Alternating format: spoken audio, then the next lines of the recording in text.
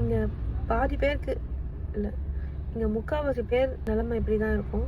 குழந்தை பெற்றுக்கிறது கூட ஈஸி, ஆனால் அது வளர்க்குறது அவ்வளோ கஷ்டம். அது எனக்கு வாயை திறந்து எனக்கு இந்த பிரச்சனை இருக்குது, இதுக்கு தான் நான் அழுவுறேன் அப்படின்னு சொல்கிற வரைக்குமே கஷ்டம் தான். ஏன்னா அது எது கழுவுது என்னது கழுவுதுன்னு கூட தெரியாது. அது நமக்கு அதே வேலை அப்படின்னா ரொம்ப இரிட்டேட் ஆகும். அது கத்துறது வந்து அவ்வளோ டென்ஷன், அவ்வளோ இதுவாக டிப்ரெஷனாக லெவலில் இருக்கிற மாதிரி இருக்கும் கூட யாரும் இல்லைன்னா. ஸோ இங்கே நிறைய பேருக்கு அப்படி தான், கூட யாரும் இல்லாமல் டிப்ரெஷனை இந்த மாதிரி அனுபவிக்கிறாங்க. ஆனால் கூட ஒரு ஜாயிண்ட் ஃபேமிலின்னு ஒன்று இருந்து ஒரு மாமனார் மாமியார் அப்படின்னா கண்டிப்பாக இந்த மாதிரி அனுபவிக்க மாட்டாங்களோன்னு எனக்கு தோணுது. எக்ஸாம்பிள் என்னோடய லைஃபே சொல்கிறேன். நானுமே தனியாக தான் இருந்தோம். என்னோடய பாப்பா 3 மந்த் அம்மா வீட்டில் இருந்தாங்க. அப்புறம் நான் எங்கள் வீட்டுக்கு வந்துட்டு தனியாக இருக்கும்போது அவ்வளோ டென்ஷனாக இருக்கும். என் ஹஸ்பண்டும் இருக்க மாட்டார், என் இன்னொரு பையன் எங்கள் மாமியார் பார்த்துப்பாங்க. டென்ஷனாக இருக்கும், எங்கேயுமே போக முடியாது, எதுவுமே யார்கிட்ட பேசுறதுக்கு கூட யாரும் இருக்க மாட்டாங்க. அவ்வளோ டென்ஷனாக இருக்கும். என் பாப்பா அழுவா, எதுக்கு அழுவான்னு தெரியாது. நைட்டு 2 மணி வரைக்கும் வச்சு ஆட்டிட்டு தூங்க வச்சுட்டு தூங்கவும் மாட்டாங்க. அப்புறம் என்ன பண்ணுவான், வாமிட் பண்ணிடுவான். நான் அதை ஃபீட் பண்ணிவிட்டு இப்படி தூக்கி போட்டால் மேலே வந்து தூக்கி போட்டு தட்டுவாங்களா, அந்த மாதிரி தட்டினா உடனே வாமிட்டிங் ஃபுல்லாகவே. அதை க்ளீன் பண்ணிவிட்டு திரும்பவும் தூங்க மாட்டான்.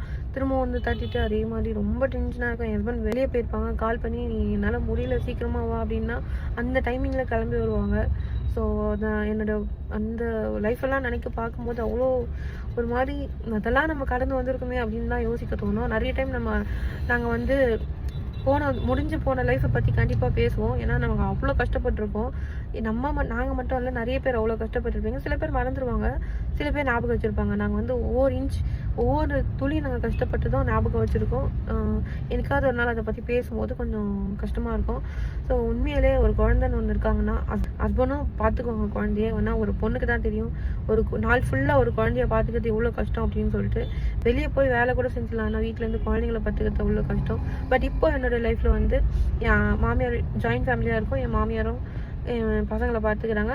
நான் நைட்டு போனால் நாங்கள் பார்த்துக்கிறது, நான் வீட்டில் இருந்தால் நான் பார்த்துப்பேன். அந்த மாதிரி இருக்கிறதுனால எனக்கு கொஞ்சம் ஈஸியாக இருக்குது. என்ன கேட்டால் தனியாக இல்லாமல் ஜாயிண்ட் ஃபேமிலியாக இருந்தால் இந்த மாதிரி நடக்கிறதுக்கு வாய்ப்புகள் கம்மி தான். சில மாமியார் வந்து பார்த்துக்க மாட்டாங்க, ரொம்ப இது பண்ணுவாங்க, அந்த மாதிரி இருக்கிறாங்க. நான் இல்லைன்னு சொல்ல, பட் எல்லாருமே அப்படி இருந்துட மாட்டாங்க. சில பேர் அப்படி இருப்பாங்க, சில பேர் இப்படி இருப்பாங்க. ஸோ இல்லைன்னா உங்கள் அம்மா அந்த மாதிரி யாராச்சும் ஒருத்தர் கூட வச்சுக்கோங்க. இந்த மாதிரி நிறைய பொண்ணுங்க அனுபவிச்சிருப்பாங்க. ஸோ அந்த கமெண்ட்ஸ்லாம் பார்க்கும்போது எனக்கு தெரிஞ்சுது. ஏன்னா எனக்கும் என்னுடைய பாஸ்ட் ஞாபகம் வந்துச்சு, அதனால தான் உங்ககிட்ட ஷேர் பண்ணணும்னு நினச்சேன். ஸோ இன்னும் எத்தனை பேர் இந்த மாதிரி அனுபவிச்சிருக்கீங்கன்னு கமெண்ட்டில் சொல்லுங்கள். என்னால் முடிஞ்ச அளவுக்கு ஒரு 4 வார்த்தை அதெல்லாம் சொல்கிறேன்.